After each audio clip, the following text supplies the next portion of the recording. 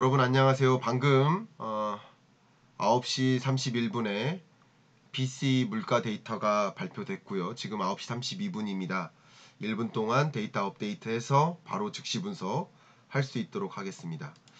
자, PC 데이터가 보시면 근원 물가는 안 떨어졌습니다. 2.8%를 여전히 유지하고 있는 데이터가 발표됐습니다. 그리고 그 PC 헤드라인 물가 같은 경우 2.7%로 올라갔습니다. 그러면 이걸 뭐라고 해석하느냐? 제가 답변부터 드린다면 물가 쇼크다. PC 물가 쇼크로 받아들일 것이다. 이렇게 말씀드립니다. 왜 그러냐? 시장의 근원 물가에 대한 기대치가 2.6%였어요.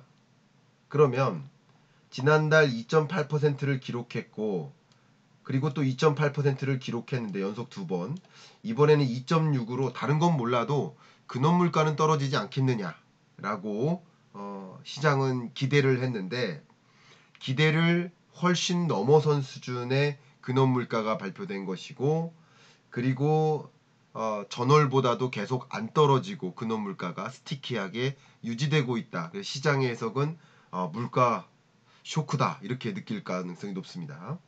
그리고 PC 데이터 같은 경우도 2.4%를 기록한 이후에 2.4, 2.5 그리고 2.7로 반등세가 뚜렷하게 연속으로 나타났기 때문에도 안 좋은 것이고 전월보다도 물가 상승률이 0.2%포인트나 올랐기 때문에 또 안 좋은 것이고 시장이 뭐 여러 가지 국제 유가도 반등하고 하니까 그래도 전월보다는 올라서 2.6% 오르지 않겠어라고 시장이 기대를 했는데 그 기대치보다도 높은 거죠. 2.7%니까. 자, 이렇게 정리를 하겠습니다. 정리를 한다면 시장의 기대치보다도 높고 전월보다도 높다. 근래 들어 높다. 근원 물가는 계속 안 떨어진 채 유지되고 있다. 이런 것들이 물가가 잘 안 떨어진다라는 PCE 데이터에 대한 시장의 해석이 현재 형성되고 있을 것이다. 저는 이렇게 판단을 합니다. 자, 그러면 PCE 데이터 외에도 다양한 물가 지표들이 있으니까 기존에 발표됐었던 것들과 함께 물가 상황을 좀 정리를 먼저 하도록 하겠습니다. 물가가 잡히고 있느냐 물가 상황 진단을 해보도록 하겠습니다. 여기 보시면 CPI를 기준으로 해서도 근원 물가가 2개월 연속 3.8%로 안 떨어졌거든요. 그리고 3.7%로 기대했는데 그걸 넘어섰거든요. 똑같은 거예요. CPI의 결과도. 그리고 헤드라인 물가 같은 경우도 3.1, 3.2, 3.5로 연속 반등세를 보였고요. 그리고 시장의 기대는 3.4였는데 기대치를 넘어선 CPI였거든요. 지난 12일인가 쯤에 발표됐던 CPI를 기준으로 해서도 그러니까 CPI 결과치나 PCE 결과치나 좀 비슷한 겁니다. 그러니까 시장의 기대치를 넘어선 전월보다도 높은 그런 PCE 데이터가 나왔고 CPI도 유사하다. 그리고 최근에 발표됐던 기대 인플레이션율도 다시 이렇게 반등했습니다. 2.1까지 떨어졌는데 2.7로 치솟았어요. 기대 인플레이션이. 사실 금리는 기대 인플레이션을 잡기 위한 목적이 강하다라고 말씀드렸죠. 그런데 기대 인플레이션이 다시 이렇게 높게 치솟았기 때문에 금리를 당장 인하하긴 쉽지 않다. 뭐 당연히 5월, 6월은 물론이고 7월에도 금리 인하가 쉽지 않겠구나 라고 시장에서 받아들이는 입장이 강할 것이라고 저는 생각을 합니다. 그러니까 물가 상황을 이렇게 진단했는데 특히 말이죠. 기여도로 분석을 한다면 근원 서비스 물가가 안 떨어지고 있는 것이 굉장히 중요한 특징인데 근데 특히 에너지 물가는 23년 내내 마이너스 기여도 행보를 보였거든요. 24년 2월까지. 왜냐면 24년 2월의 국제 유가는 23년 2월의 국제 유가보다는 낮았기 때문에. 전년 동월 대비 등락률이죠. 그러니까 23년의 국제 유가는 22년의 국제 유가보다는 낮았기 때문에 계속 마이너스 등락률이었던 것이에요. 그러니까 마이너스 기여도를 했을 만큼 물가 안정화에 상당한 기여를 했는데 이제 에너지 물가가 위로 올라가는 거예요. 플러스 기어들을 갖는 거예요. 그러면 이제 4월은 어떨까요? 4월 국제유가는 23년 4월 국제유가보다도 당연히 높아지기 때문에 그러면 물가가 더 안 잡히는 현상을 계속 유지하는 2차 인플레 오는 거 아니야 하는 걱정을 갖게 만들죠. 그래서 국제유가가 중요한 겁니다. 자, 그래서 이제 국제유가 분석을 좀 해볼게요. 국제유가가 말씀드렸던 것처럼 2022년에 123달러를 기록하면서 이때 엄청나게 치솟았었죠. 근데 23년은 22년의 이 국제유가에 비하면 비교적으로 낮아진 거기 때문에 이 국제유가도 높은 거예요. 23년도 2023년 국제유가 높은 수준입니다. 그러나 22년보다는 낮기 때문에 등락률로는 마이너스 등락률인 거예요. 다만 24년 이후에는 국제유가가 다시 오르고 있는데 이 24년 동안에는 낮아진 23년과 비교하기 때문에 다시 물가 상승률, 그러니까 국제유가 등락률로 치면 플러스로 바뀌는 구간인 거예요. 조금 단기로 좁혀서 보겠습니다. 22년 치솟았죠? 23년은 22년보다는 낮아지죠. 그죠? 어느 때랑 비교해도 22년보단 낮아져. 그러니까 마이너스 등락률인데 24년 1, 2, 3월까지는 23년 1, 2, 3월보다는 그래도 낮지만 24년 3월 중반부터는 22년 3월 중반보다 높아진 거예요. 레벨이. 그죠?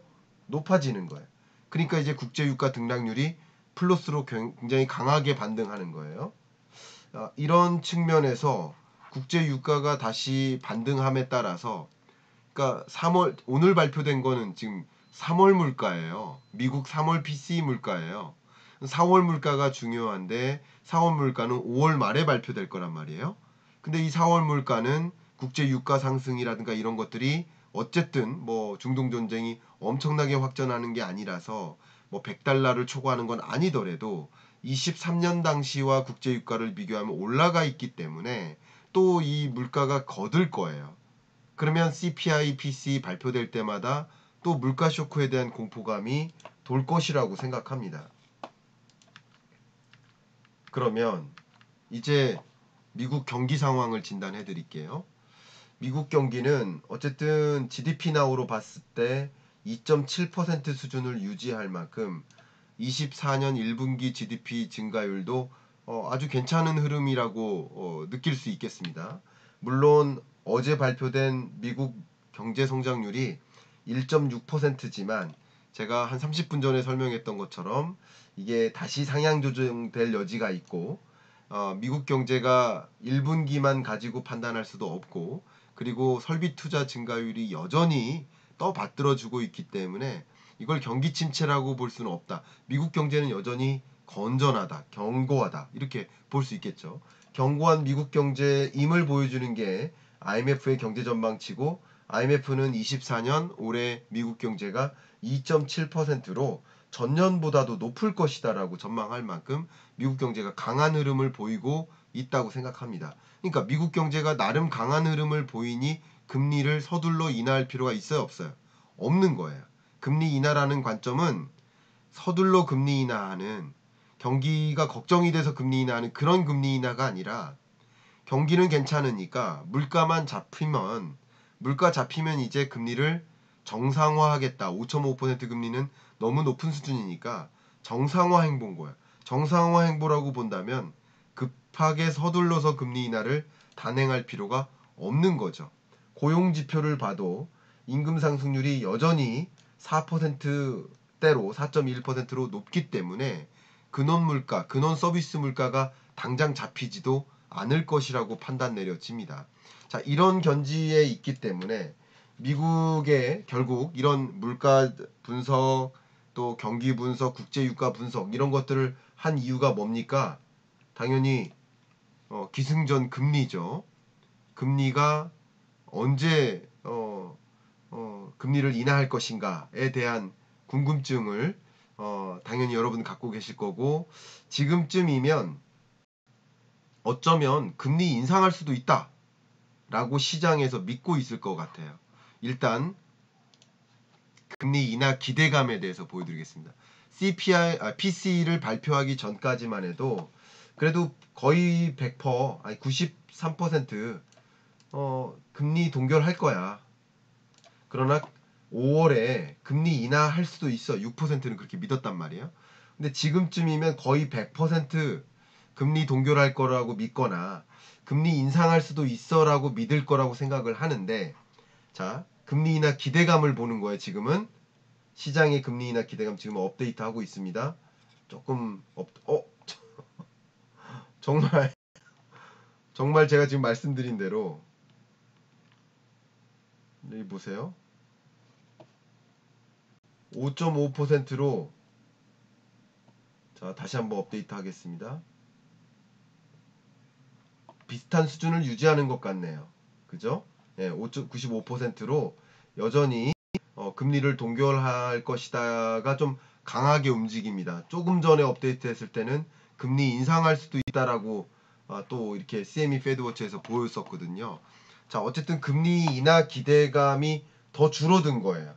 아까 보여드렸던 것처럼 금리 인하 기대감이 6.4%였는데 5월에, 근데 5월 금리 인하 기대감이 지금 더 줄어서 5%로 줄어든 거예요. 그러니까 금리 인하 기대감이 줄어드는 국면이 뭐예요? 시장에서 주식을 보유했던 투자자들이 금리 인하 더 멀어지겠네, 금리 인하 안 하겠네 하는 생각을 하면서, 금리 인상할 수도 있겠네 이런 생각을 하면서 어떻게 움직일까요? 주식 보유 비중을 줄이죠. 지금 또 업데이트를 했는데요. 금리 100% 동결하고 0.5%는 금리 인상할 수도 있다, 이렇게 믿고 있어 시장은. 금리 인하 기대감은 0이 됐고 금리 인상할 수도 있다, 금리 인상하는 거 아니야? 하고 믿고 있는 모습인 거예요, 시장에서는.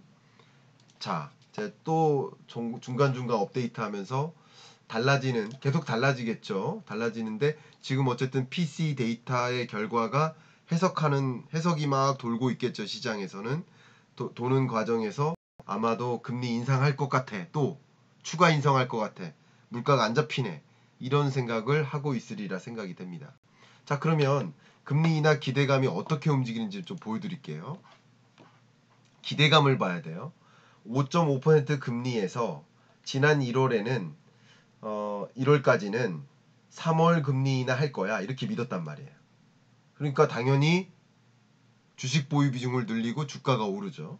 근데 1월 25일쯤에는 5월 금리 인하 할 거야, 이렇게 믿음이, 금리 인하 기대감이 빠져요. 이때 주가가 빠지는 거예요. 역시 3월 20일 되니까 6월에 금리 인하 시작할 거야, 이렇게 믿어요. 그러다가 4월 8일이 되니까 7월에 금리 인하할 거야, 믿음이 자꾸 후퇴해요. 그리고 지금은 4월 26일 기준으로는, 제가 여기 숫자를 안 바꿨는데 바꾸겠습니다. 4월 26일 기준으로는 9월에 인하할 거야 라고 믿음이 또 후퇴합니다. 이렇게 금리 인하 기대감이 무너지는 과정이 뭐예요? 주식 보유 비중을 줄이는 과정이에요. 그러니까 모든 자산 가치는 뭐예요? 돈의 유출입인데, 돈이 그쪽으로 유입이 더 되면 수요가 늘어나니까 주가가 오르는 거죠. 근데 이런 현상 속에서 유출되는 겁니다. 주식시장에서 돈이 이탈하는 겁니다. 금리 인하 기대감으로 주식시장에서 돈이 빠져나오는 국면이다, 이렇게 해석을 해 볼 수 있을 것 같습니다. 자, 그러면 지금부터는 이건 시장의 금리 인하 기대감을 보여드린 것이고, 저의 해석도 말씀을 드려야 되겠죠. 저의 해석을 말씀드리겠습니다. 저의 생각은 오늘 PC 데이터까지 보니까, 그러면 보세요. 4월 PC 데이터는 5월 말에 나와요. 그리고 5월 PC 데이터는 6월 말에 나와요. 그러면 6월에는 이 5월 말, 6월 말 통계를 보고 금리를 인하할 수 있을까? 근데 6월 12일이니까 5월 달과 6월 12일까지는 결국 확인할 수 있는 PC 데이터가 뭐예요? 5월 PC 데이터도 아니에요. 그죠? 4월 PC밖에 없는 거예요. 그러니까 5월 PC 데이터는 6월 말에 발표되니까. 그러면 4월 PC, 5월 PC 두 달에 걸친 물가 상승률이 지금까지 PC 근원 물가가 2.8%로 안 떨어지고 있는데 과연 2.5%까지 진입할 수 있을까? 아니라고 생각합니다. 그래서 당연히 5월, 6월 금리 인하는 현재로서는 저는 조금 과감하게 100% 불가능하다. 이렇게 말씀을 드리고요. 근데 6월 말에 발표되는 통계가 그리고 7월 말에 발표되는 통계가 6월 PC까지 보고 내리는 결정이니만큼 7월 금리 인하 가능성은 여전히 있긴 하다. 그러나 9월에 발표되는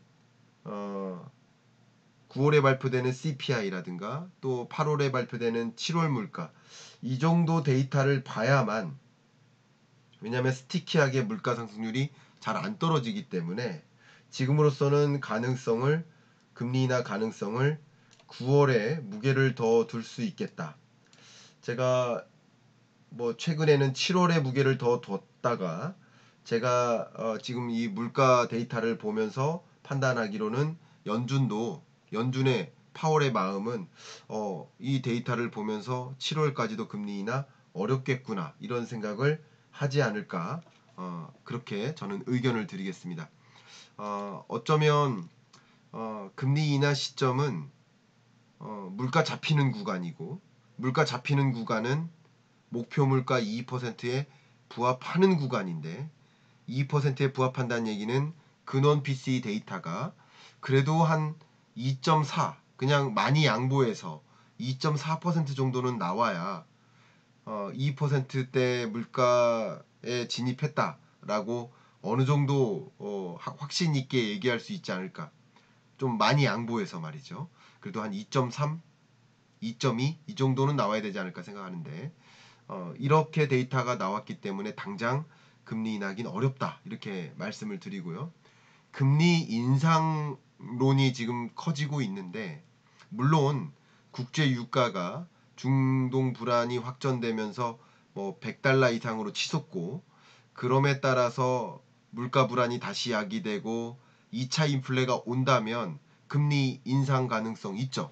추가 인상 가능성이 있습니다.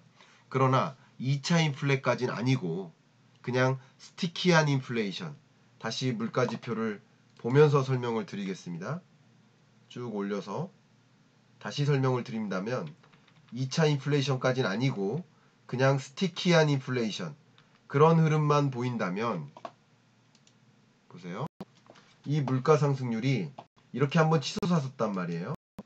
마찬가지로 여기서 이렇게 떨어지다가 다시 2차 인플레로 이렇게 치솟지 않으면, 이 그림이 안 보이실 것 같아서 제가 하얀색으로 표시하겠습니다. 이게 다시 이렇게 치솟는다면, 이렇게 한번 보이실까요? 역시 안 보이네요.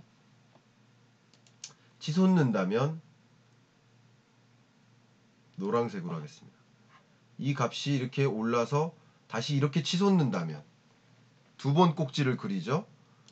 그러니까 2차 인플레이션은 이렇게 왔던 것처럼 여기서 한번 치솟고 또 한번 치솟는다면 이게 2차 인플레이션인데, 그렇다면 추가 금리 인상이 충분히 가능한 것이고요. 그게 아니라 물가 상승률이 2%대에 거의 근접은 했으나 뭐 2.8%, 2.5% 위에서 스티키하게 계속 갈짓자로 눕는 행보, 이런 행보라고 한다면 그러면 추가 금리 인상까지는 없을 것이다. 이렇게 의견을 드립니다. 결국 데이터의 기초에서 금리 인상 혹은 인하 여부를 결정할 것이기 때문에 지금으로서는 2차 인플레까지는 단정 짓기는 어렵기 때문에 그렇기 때문에 지금으로선 가능성을 놓고 본다면 금리 인하는 연내에 여전히 가능하긴 하나 뭐 없을 수도 있고 더 뒤로 미뤄질 수도 있다. 그러니까 굉장히 물가 불안이 점증되는 구간이다. 미국이 금리 인하를 서둘러서 안 하고 계속 금리 인하가 지연된다면 당연히 한국은행의 금리 인하 시점도 뒤로 지연되는 것이다. 이렇게 판단하시는데 도움이 되셨기를 좀 바라는 마음입니다. 자, 오늘 라이브 중이지만 녹화로 또 말씀을 드리는 거니까 제가 책 소개를 좀 잠깐 하도록 하겠습니다. 제가 항상 이야기하는 가장 쉬운 경제 입문서, 경제 공부를 어떻게 시작했으면 하면 좋겠습니까? 라고 질문 주시는 분께 경제 입문서 15분 경제 특강을 추천드리고, 입문서를 보셨다면 경제 전망서를 좀 보시면서 그 경제의 기본 길을 다진 다음 응용서를 좀 읽어보시면 조금 더 경제에 친숙하고 스스로 경기를 판단할 수 있는 능력을 갖추실 수 있겠다, 이런 말씀을 드리고요. 마지막으로 제 자랑 한 말씀 드린다면, 이게 아까 보여드렸던 그 경제 읽어주는 남자 15분 경제 특강인데요. 진중문고에서 이 조그만 사전같이 생긴 이런 책을 진중문고에서 선정해줬습니다. 그러니까 군인들이 다 읽어야 된다라고 생각해 주신 결과라고 생각하는데, 하여튼 이런 부분 여러분들의 성원이나 뭐 이런 것들이 다 반영된 결과가 아닌가 생각하고 감사의 말씀드리고, 자축하면서 지금 녹화는 이렇게 마무리하도록 하겠습니다. 이어서 라이브 중이니까 질의응답을 계속 받을 수 있도록 하겠습니다. 감사합니다.